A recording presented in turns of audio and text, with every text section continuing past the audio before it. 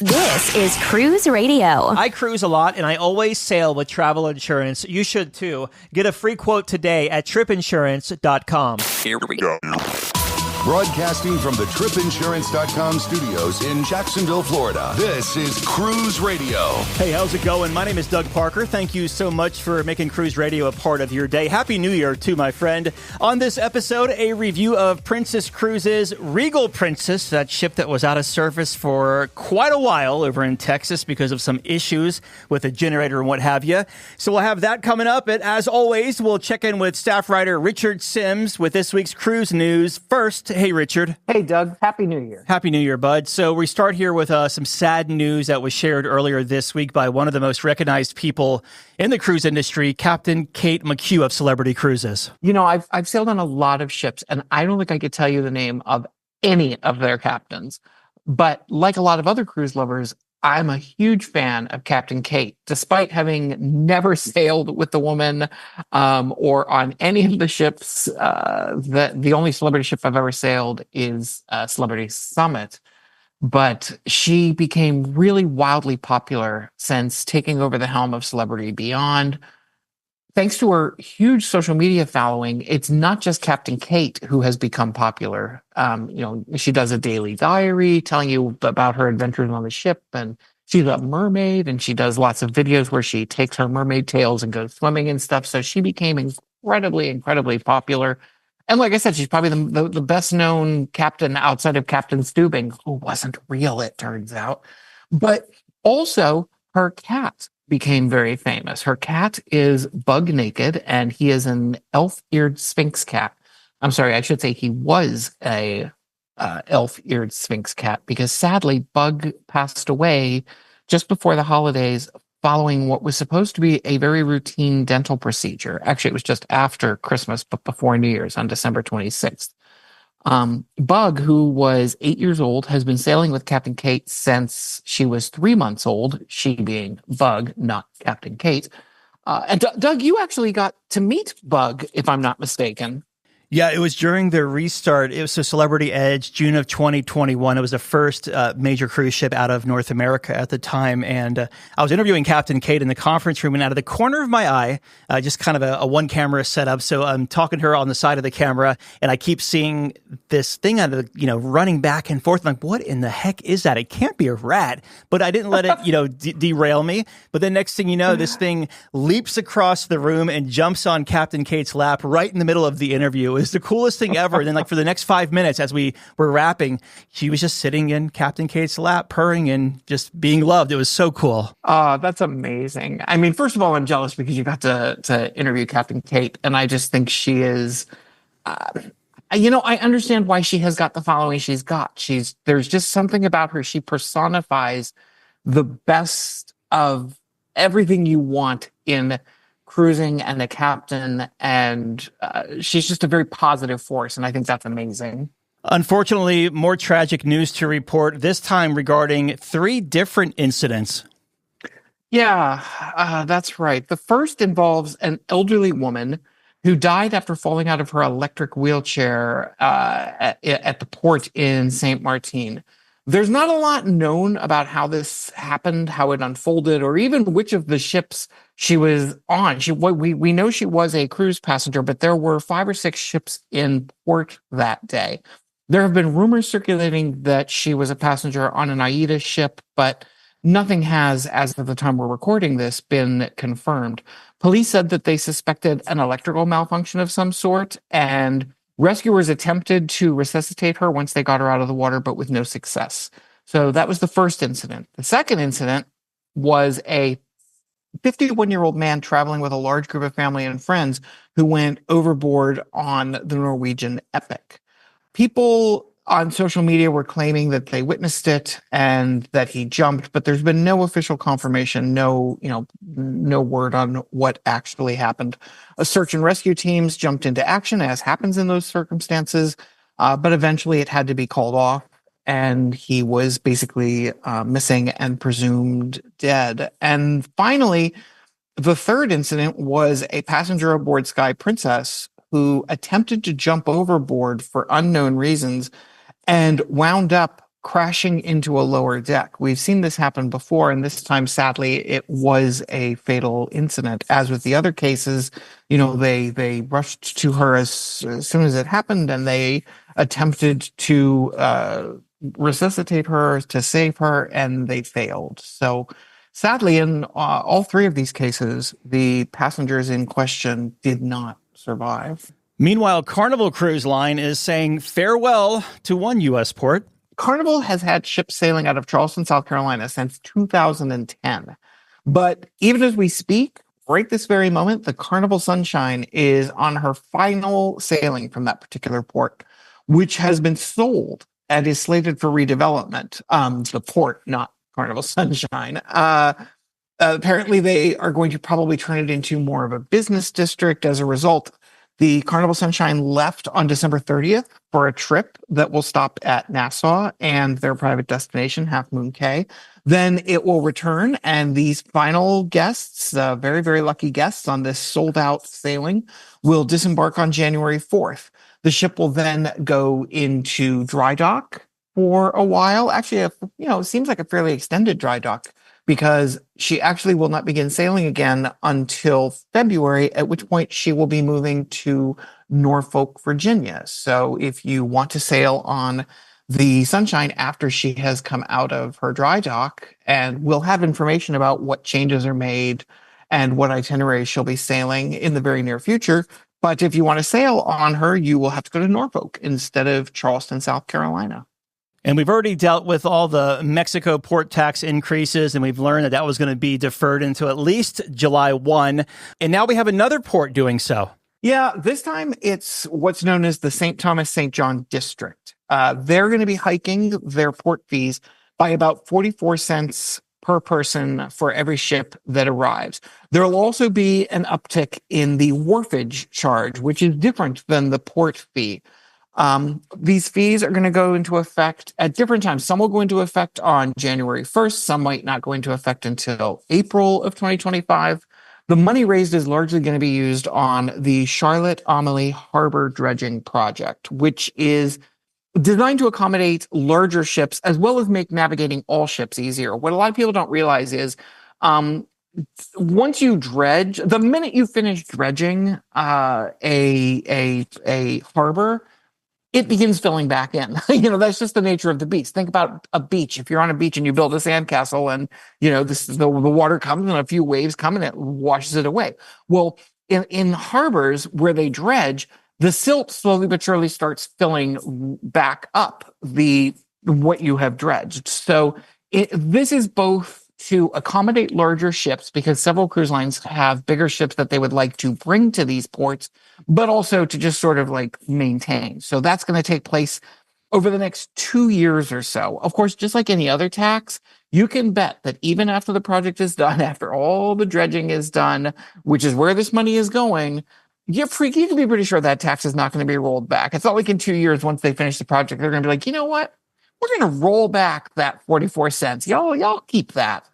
They will continue. I mean, when's the last time any new tax on land or at sea has been rolled back once its purpose was established? And as we close the year out here, it looks like 2024 was a record breaker for the cruise industry, but not necessarily all in a good way. Yes, well, obviously the cruise lines made a lot of money in 2024. They were breaking records left and right as far as capacity and future bookings and onboard spend, and not uncoincidentally how much they are charging for those staterooms, because, it's the law of supply and demand. They've got the supply and we demand to get on board, so they can charge us a lot of money. So obviously they were thrilled with all of that. But if there's one thing about 2024 that none of us will miss, it's the seemingly constant outbreaks of neurovirus and other gastrointestinal diseases. It felt like we were reporting on them more than usual. And that's because, turns out we were. The CDC says that 2024 was the worst year for that type of outbreak in over a decade. In December alone, we saw about 900 individual cases on cruise ships, many of which were on the Queen Mary 2, which had two pretty big, I was going to say pretty healthy outbreaks, but that's an oxymoron. They had two pretty big outbreaks. And over the course of 2024, there were 16 different outbreaks across the cruise industry. So again, this is record breaking. Not really clear exactly why we're seeing such big numbers, but if there's good news, and I use that word lightly, it's that this is not only happening at sea. Many people think of neurovirus as a cruise ship disease, and we've talked about this before, but it's not. It's just that cruise ships have a much stricter rule regarding when and how they have to report outbreaks. And when you combine that with the fact that the media loves to report about, floating petri dishes and, those kind of headlines always get them some clicks. So neurovirus kind of gets this reputation of being a cruise ship disease, but we're actually seeing huge outbreaks on land as well. They're just not as regularly reported. So hopefully, now that we have started a brand new year, 2025 wouldn't it be lovely if we could have a neurovirus-free year? Let's hope for that. Let's use that as our holiday wish. Let me ask you this, and it just came to me, but thoughts on the Queen Mary 2 with their 3-in-a-row outbreaks, because you were sailing that ship earlier this year. Was it, or do you think, I know you don't really know the answer, because it's lack of outdoor spaces, because it's more of an ocean liner with indoor spaces, that this was so big? That's actually a really interesting question. And that's also a good observation about there being, sort of less outdoor space. The thing that really interested me about the Queen Mary outbreaks was there was a relatively high percentage of crew members and who got ill. And to me, that is where you run into real problems because, I, as a cruise passenger, am going to interact with, however many people, not a lot, but whoever I'm hanging out with on the ship. Whereas crew members, when they get sick, they interact with basically everyone on the ship, depending on their position. And so I think the higher number of crew members you have who contract neurovirus, the easier it's going to spread and the harder it's going to be to fight because they live in tight quarters. They're all with each other. And it just, I believe that could be the root of that particular problem. Question of the week from Rhonda, Buffalo, New York. Richard, what was your favorite cruise memory or experience in 2024? You notice how she asked you and not me. I know, I did notice that. I like it. I would have to say probably sailing on the Queen Mary, because it is such a unique experience. I mean, I'm a big believer that every cruise ship is different. Every cruise experience is different. That's why I think it's important that you work with somebody, whether it's a travel agent or a friend or whatever, who knows cruising to help you get on the right ship. But with the Queen Mary, it was sort of a really cool experience, not only because it's the only ocean liner, not only because it feels like you're stepping back in time, not only because you have it's a higher end experience. And so, you have the white glove tea and all of that. But it also happened to be July 4th, which meant that I was in Boston on July 4th. And I got to really explore Boston. And I took a train into Rockport, which is a place I vacationed when I was much younger. So all in all, I think everything about the Queen Mary 2 made it kind of my favorite and most unique memory of 2024. And I hope to sail on her or one of her Cunard sisters again. Certainly a cool experience. And you have a sailing coming up, so you might not be here next week, but you were MSC Meraviglia. Isn't this the one you just did? It is. It's the Meraviglia. I did the ship for a week at the very end of October of this year, just a couple months ago.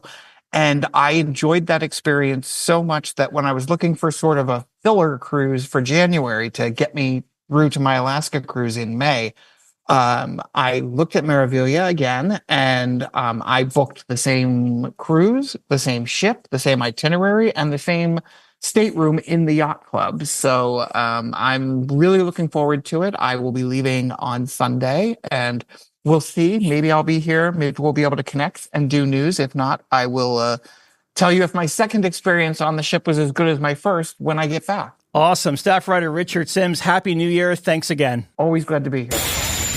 The world is constantly changing. Your place for news is still the same.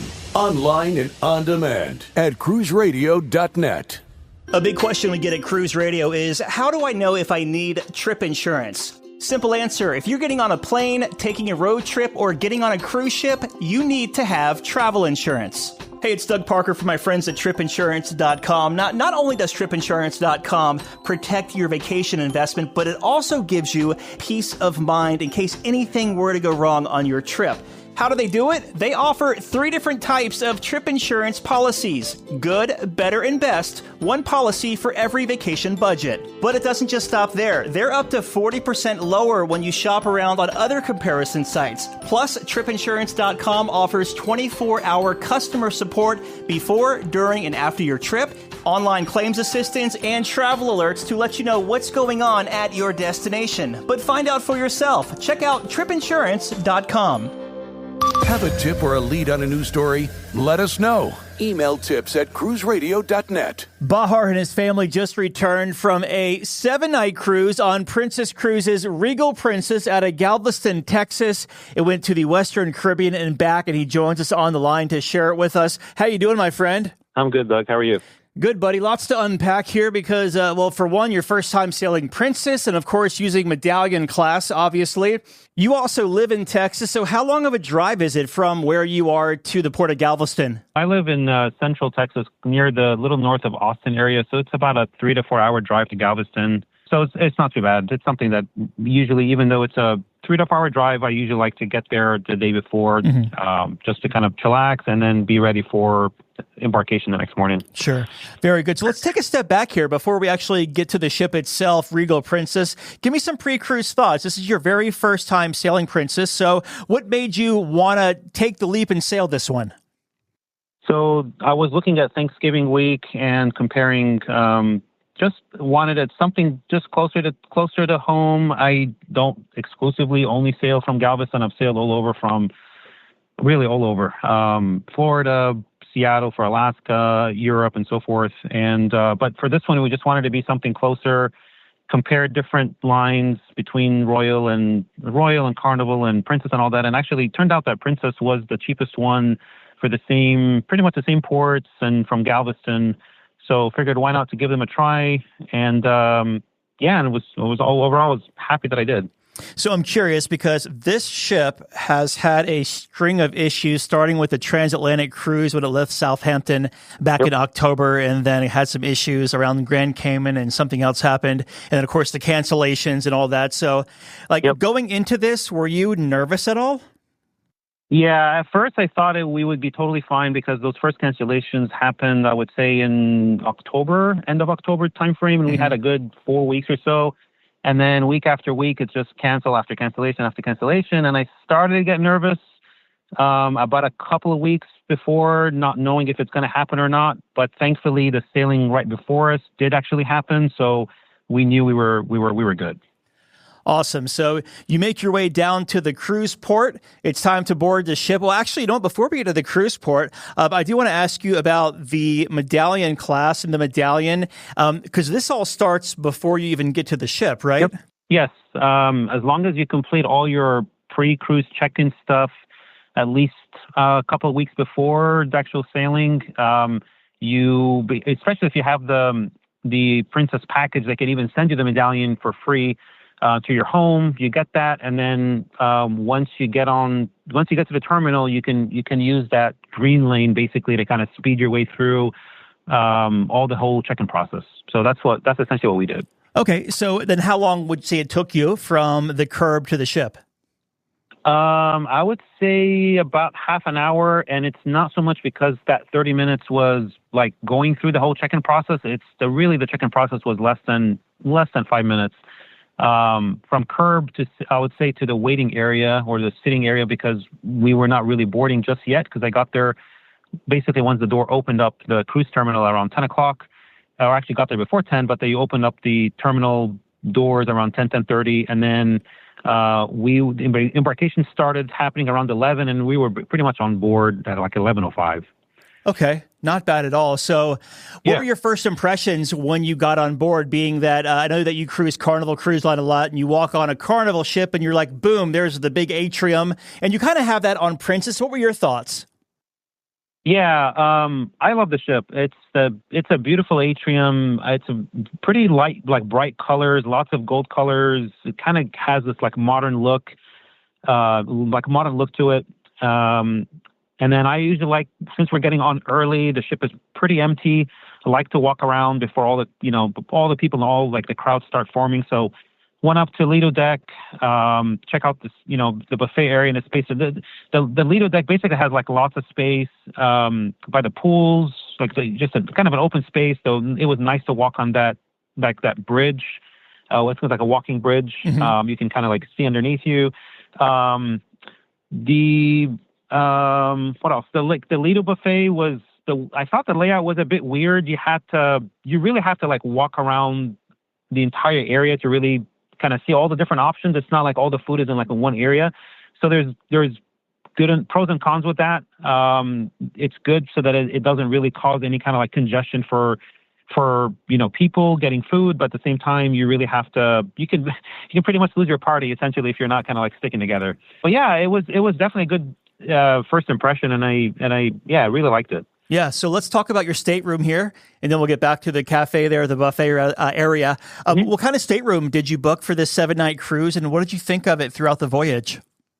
Initially, we had an interior cabin, and then I've got an email if I wanted to upgrade or bid for an upgrade to a balcony, and I looked at those prices, and it was surprisingly very low, not very expensive to upgrade, at least compared to Royal. I think it started off something like $10 or $20, and for the lowest bid, and then you can go up maximum like $100, $125. And that's to a balcony, not even for an ocean view. So I went ahead and just put $100 in, or bid for $100, which would be $200 for double occupancy, and I actually got it from going from the interior to a balcony. So I thought that was pretty good. No real complaints with the cabin. Had two twin beds, a sofa that was turned into a bed. Oh, I love the twice a day service. Was something that, as you know, most lines have got away with, like Carnival, Royal, Norwegian, and so forth years ago. So I was quite surprised to hear that Princess still has twice a day service, especially for like a non-suite. So basically, our cabin steward, he made our bed in the morning. Sorry, he made the sofa bed turn it into a regular sofa. He turned the sofa bed into a bed for the morning service, and then for the evening, we'd ask him if it's okay. He can turn it back into a sofa, because what happens is when he makes that sofa bed, it really it blocks your pathway to the balcony. You have to almost like crawl over the beds to be able to get to the balcony. So he was totally fine with it, and he did it every single day. Lots of open space between the bathroom and like the main cabin area. There's a big area for like hanging your clothes, a bunch of drawers on the wall that you can put your stuff in.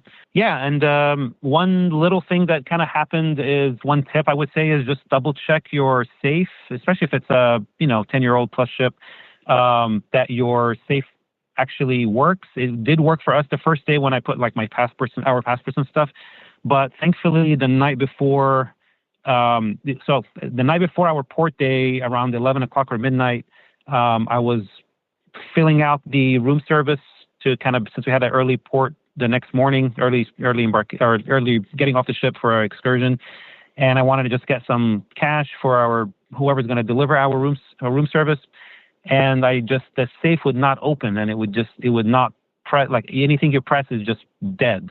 So I called guest services. They sent someone over within a couple of minutes, and it was a simple battery change that they did. But I was glad that I did that, and I found that out, at midnight the night before, and not that morning during getting off the ship and the whole chaos of trying to get off on time. But yeah, other than that, good cabin and no real complaints. I want to back up to where you first walked in the cabin, because this was a medallion. So first off, did you get any like a watch or anything to wear your medallion? Yeah, we didn't like the lanyard that it came with, so I had already known that they were going to send those. So really, the three of us had like these sort of like a watch/bracelet type that you can just put your medallion in. Princess does sell them. You can also just go on Amazon and buy. There's a whole bunch of accessories that you can. It pretty much fits in like any kind of like AirTag holder or whatever. So yeah, and it works really, really well. Like every cabin has a screen right next to the door on the outside, and as you're getting closer to the cabin, It will basically recognize your device within, several feet away, and it would even say like, welcome Bahar, welcome whoever my kids are, and it will pop up our face and our name, and it will unlock the cabin door. You don't have to like even wave it close to it, and it just works. Really, really nice. Let's talk about the Horizon Court, which is the buffet for Princess. It's a unique concept, as you were talking about, kind of like almost like a little maze, right? You can kind of duck in here, duck in there, and get some bakery items and sandwiches, salads. How was the buffet throughout the week for your cruise, and was it crowded? Lots of options, lots of selection. You just have to really get walking and get around to see what all the different options are. And if you're looking for something specific, you may not see it in whichever aisle that you're in. You just ask. You ask a crew member. They'll help you. They'll tell you where something is at. But yeah, I in a way I enjoyed it. I prefer it this way, honestly, than having all the food in one area and you just have a long line waiting. Waiting to get your food. Sorry, I also like the even at the tables, like the fact that they have like napkins at the table. You don't have to go get your own napkins by the buffet area. So that was another nice touch as well. With the new Princess ship, like Sun Princess, very limited beverage stands. They actually have to serve you most of the time. Does this one have stands where you can get your own coffee, lemonade, water, what have you? You can.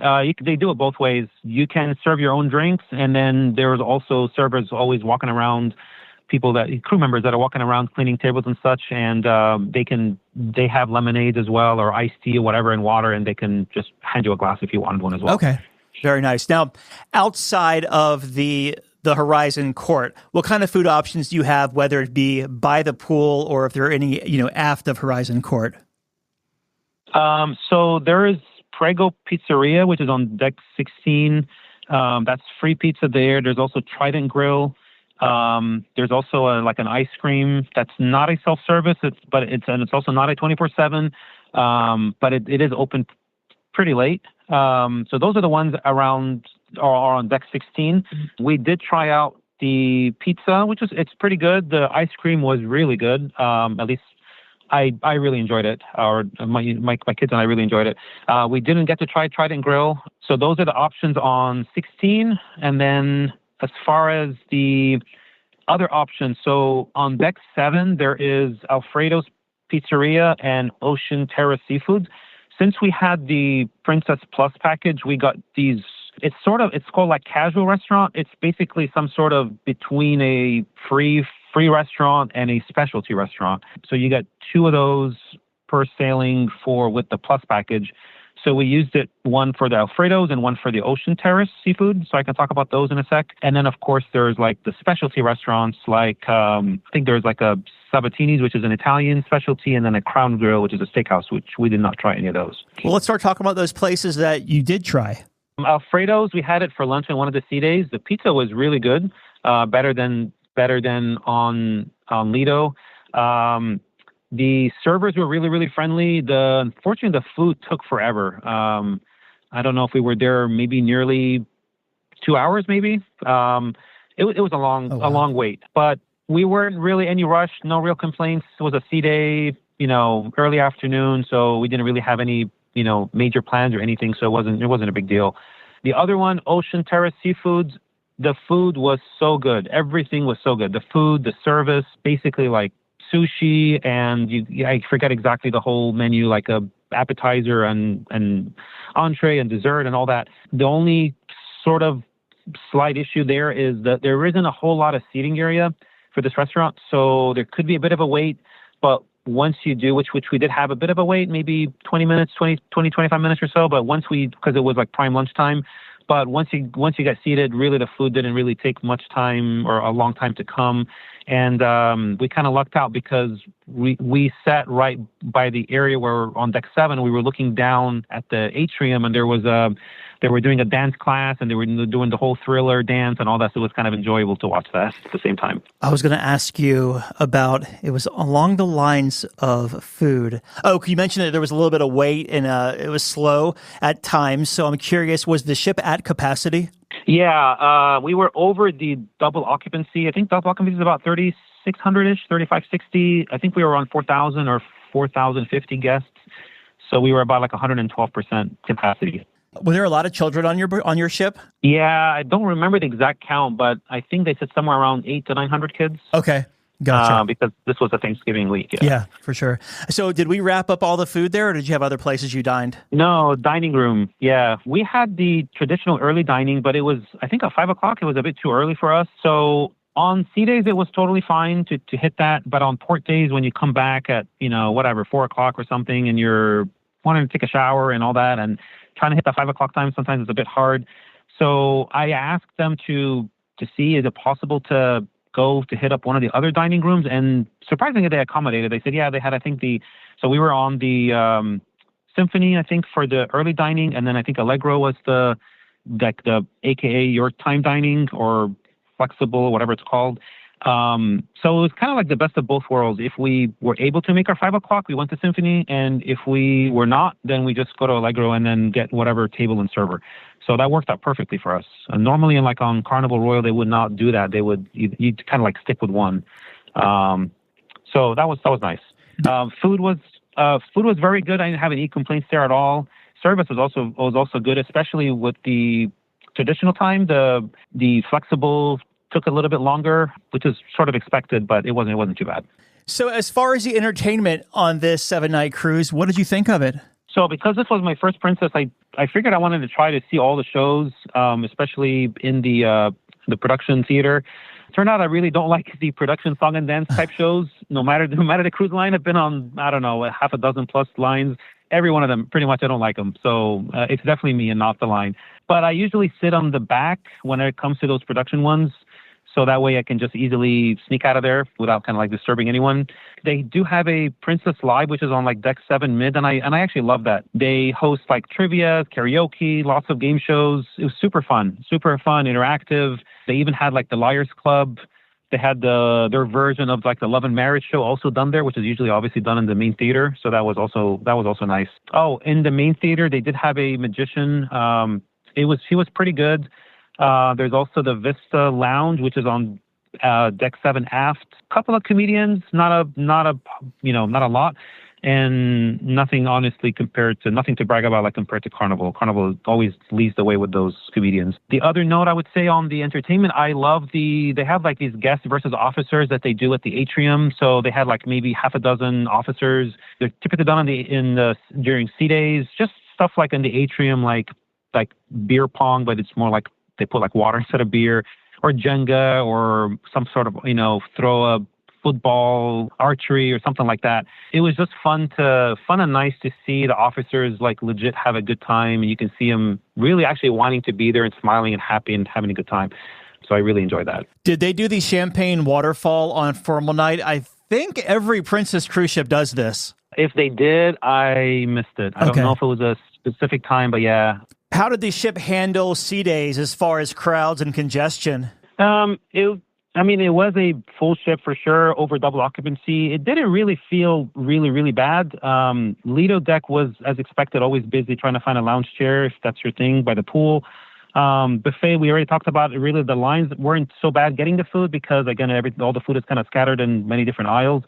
Trying to find a seating area, there's a lot of seating area around, so it wasn't too bad finding a seating area either. Shows-wise, if you're like a last-minute person going there last minute before a show starts, you're either not going to get a seat or it's going to be a pretty bad seat, maybe behind a pole or a camera or something that blocks your view. Just common sense as far as just with a ship being overly packed, but it wasn't really that bad. Good to hear. How about the casino as far as the smoke situation in and around it? Yeah, I definitely did smell smoke in there. It wasn't like a horrific, very, very strong, but it's definitely noticeable. Depending where you are in the casino, I also smelled it sort of worse in some areas than others. So I asked one of the bartenders and if smoking is allowed here or not. And he said, basically, smoking is only allowed by the tables or the machines by the window, but not anywhere else, which I thought was sort of odd. But speaking of smoking in general, not like specifically for the casino, I did find it weird that they allowed smoking on deck 17 aft in the outside area, because that's the camp for the kids is on 17 aft, where the rear elevators open up, and then there's like this hallway that they go through to get to the camp area. Well, those those doors on 17 aft basically open up to the elevator areas. And so every time the doors open, if you're waiting at the elevators or kids are coming in and out of camp and those doors open, basically that smoke smell just lingers the entire time there. So I just thought it was a bit weird. Again, not a huge deal, just a note. So Roatan, Belize, Cozumel were your 3 ports of call. We'll start at Roatan. What did you do there, and what was your highlight? Yeah, I booked Little French Key, which is that island. I booked it directly with them. Obviously, you can't really book it through the cruise line. They provided transportation there and back. It was really, really nice there. I got the package that included the meal, 2 drinks. You can use their chairs. They have like swings, kayaks, paddle boards. So it was a really, really fun, relaxing day. I love it. And then Belize? So I booked an excursion directly with one of the local operators to go snorkeling. I think it's called like Shark Gray Alley and Holchan Marine Reserve. Mm-hmm. So there's a couple of snorkeling spots, and the first one was just okay. It wasn't really nothing to really brag about. You just see a bunch of corals and some fishes and stuff, but having done snorkeling everywhere, it wasn't really a major highlight for me there. But the kind of unique thing, sort of unique thing was really, or what we made us book is because my daughter really wanted to see the nurse sharks. And I thought we would see 1 or 2 or something. And my goodness, like when we got off that boat and you're sort of in shallow water, maybe like 4 or 5 feet deep or so, there must have been 50 plus nurse sharks just all like hovering over that area. And I'm sure they're used to having, people there and the crew was feeding them fish or whatever. So they were all, hanging out in that area. But it was quite a sight to see, along with the stingrays as well.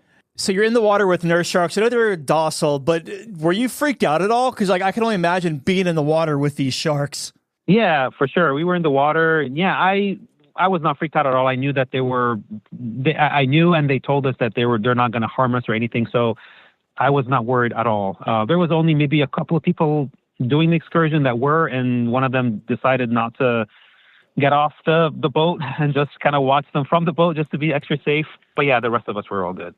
You were going to say something and then I cut you off. Oh, they took us, they just took us to Cape, I think it's called Cape Cocker in one of the places, and we had lunch there. The food was okay and honestly seemed a bit overpriced compared to other places in the Caribbean, but and we didn't really, it almost sounded like this is the restaurant that we're going to go to and this is the menu, because they prearranged it where we basically got there, told them what we wanted to order, left to do the snorkeling or see the nurse sharks, and then came back and the food was supposed to be ready, but it was not ready. And we waited a good 45 minutes plus to really get the food. So, and the service wasn't really good. It was overpriced. So I would definitely, and unfortunately, I'm sorry, I don't have the name of the restaurant, but next time I go there, I would just ask to go to a different restaurant, not the one that they specifically chose, and find somewhere else. Hopefully we better food and better service. It is what it is. Fair enough. And then your last port of call was Cozumel. How was your day there? Yeah, actually we never stepped foot on land. We took an excursion. I did it through the cruise line.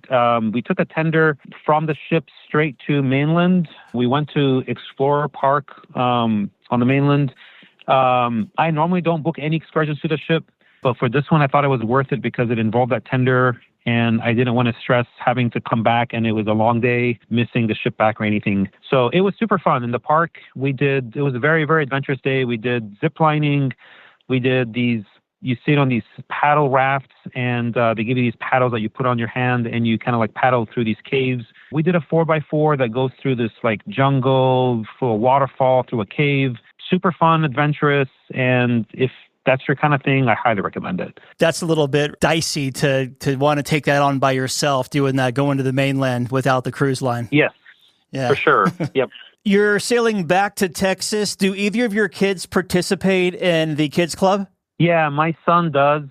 He's 9, and he enjoyed it. I don't know if he enjoyed it as much as other lines that he's been on, between Carnival, Royal, Norwegian, MSC, and all that. But I think it was depending on the activity. Sometimes they would give him free play that they enjoyed it. They did have some organized things with the staff as well. And, but I think overall he did enjoy it because he did keep asking every day to go back. And So yeah, I think overall it was good. I think it was just maybe once or twice, one or two things. He thought it was boring where they played a movie. He's like, well, why did they let us play a movie? Why can't we just do our own thing? I can watch a movie anywhere. I can watch a movie at home. I'm like, dude, I know you're right, but I don't control the program, dude. Just have to go with the flow. And then my daughter, she did not go to I think she went there one time, but it's a personality thing. I think with those teens, if they like to hang out with other teens or not and all that. So, yeah, no, for sure. So you make your way back to Galveston. How was it debark? Once it started, it was good. I only say that because we were delayed by at least an hour, maybe an hour and a half. They didn't really give us an explanation why. So it wasn't really a big deal for us because we had breakfast in the dining room. I didn't do the self-assist, so I packed everything the night before. They took the luggage right away. And then I just had like a carry-on and a backpack. Took it to the dining room, had a relaxed breakfast, just chilled there for a good hour, an hour and a half until they called our group. Once they did, the line to get off was probably around 15, 20 minutes. And then another 15, 20 minutes about 15, another 15, 20 minutes in the cruise terminal, once you get your bag and then you're off. I always love that convenience of that facial recognition, just standing in front of that and not having to take your passport out, not having to talk to any customs agent or anything, and it just works flawlessly. That was our debark. So it was pretty smooth once it got started. Did they have the ship decked out for Christmas yet? No, they did not. I think it must have started probably the week after when we got off, or the next sailing after that. Do you have any first-time tips to offer? Being a first-time cruiser yourself with Princess, any first-time tips to offer someone who may want to check out Princess? Yeah, I would say do your registration and fully complete all your cruise check-in stuff ahead of time so you can get that medallion shipped to your home so you can utilize that green lane. And then another one is consider getting the Princess package, even if you don't get it just for the drinks itself, like the alcohol drinks, because it covers more than just the alcohol drinks. Even if you just get the plus package, there's like the plus and there's a premium. We just had the plus. It covers not only the drinks, but also the Wi-Fi. It covers the gratuities. It covers free shipping of a medallion home. It covers those two casual restaurants, the pizzeria and the seafood one, and even covers the 2 premium desserts a day, which you can either do. We haven't talked about the gelato on deck 5 and the International Cafe, but gelato's really good on deck 5. There's also they can make this, I don't know what to call it, diabetes in a cup thing, where it's like ice cream on top of whipped cream there's like a dozen different selections you can choose from, and it's huge. But it was really good. So yeah, definitely took advantage of that. International Cafe, which is on deck 5, that's where it's like this. Oh, and also covers like your specialty coffee as well. They have some red velvet cake and black forest cake and stuff that you can also have for free as part of that premium dessert as well. Wow. So it sounds like you had quite the experience there, and you've really put a working out on that. Looking back, what was the biggest highlight for you? I would say just experiencing the medallion for the first time. I think I really enjoyed it, and it was just a game changer compared to just using a regular cruise card. Because some of the other things with the medallion, it really replaces your cruise card. It not only opens your cabin door, you can really order like food or drinks, have it delivered to anywhere that you are on the ship. And then I also really liked having to just walk up, especially with a drinks package, just walk up to any bar, ask what you want. And most of the time, or at least half the time, it would actually work where you don't even have to wave your medallion to them, or it's just the proximity. They automatically have your face pop up on their screen. They know they can see you. Check your cabin number, that you have the drinks package. You ask what you want. Once they make it, they hand it to you. You say thank you, and you walk away. You don't have to sign anything. The times that it didn't work, you just mention your cabin number, and then they just verify you're on the drinks package, and then they hand you your drink and you walk away. I really like that compared to having to sign a receipt every time. And then the other really cool thing with the medallion also is being able to check on your party, their location, and not only knows your location, but your parties as well. So my son, for example, he's 9. He wanted to, go check himself in, or even better, check himself out of camp at 10 o'clock. And I would say, okay, well, I loved it because I didn't want to, have to leave a show, or if I was in the Princess Live or watching a comedy or something. So at 10:05, 10:10, I would check the app and I would see him leaving the cabin. And then I would see him 5 minutes later leaving the camp. And then 5-10 minutes later, I'd see him in the cabin. So it was really nice. I think I really enjoyed that. Before we get to final thoughts here, I know you said this is one of the more affordable cruises out of Texas for this Thanksgiving sailing. So how was the value for the price you paid? I think it was well worth it. I compared prices the month before our, because I booked it a year in advance. And I always like to have, I have many bookings at one time, anytime. And I always just like to price check, because whatever price drops are, depending on the cruise line, depending on your rate and all that, you can potentially get a difference or whatever, difference back on as onboard credit or refunded or whatever. But in any case, the price about a month or two before did jump up significantly. I think at that point, maybe it would be a question whether it's worth it or not. But for the price that we paid, it was definitely worth it. It's definitely a level up from Carnival, that's for sure. They're obviously under the same Carnival Corporation umbrella. Just the fact of having twice a day service and just the level of service in general, and the medallion, and I think it was definitely worth it, and I would definitely recommend it. Let me circle back to Thanksgiving, because I totally forgot that. So you were on board for Thanksgiving. How was, did they have the turkey and stuffing meal, or how was that? They did have as one of the options. I'm doing this off the top of my head, but yeah, they did have a turkey dinner with the stuffings, and it was good. I am not a huge turkey fan personally, but it was good. At least they had that as a option, and a definitely different menu on that day. Been talking with Bahar about his 7-night Western Caribbean cruise on Regal Princess out of Texas. Thank you so much for coming on, my friend. Thank you, Doug. Appreciate you having me. All right, Dougie, let's see what we got for you, buddy. Cruise Radio is produced at the tripinsurance.com studios in Jacksonville, Florida. Get cruise news, ship reviews, and money-saving tips every Thursday on Cruise Radio. If you've enjoyed this episode, please subscribe to the show. If you want to help spread the word, give Cruise Radio a 5-star review. Find Cruise Radio where you listen to your favorite podcast, or online at cruiseradio.net. I'm your announcer,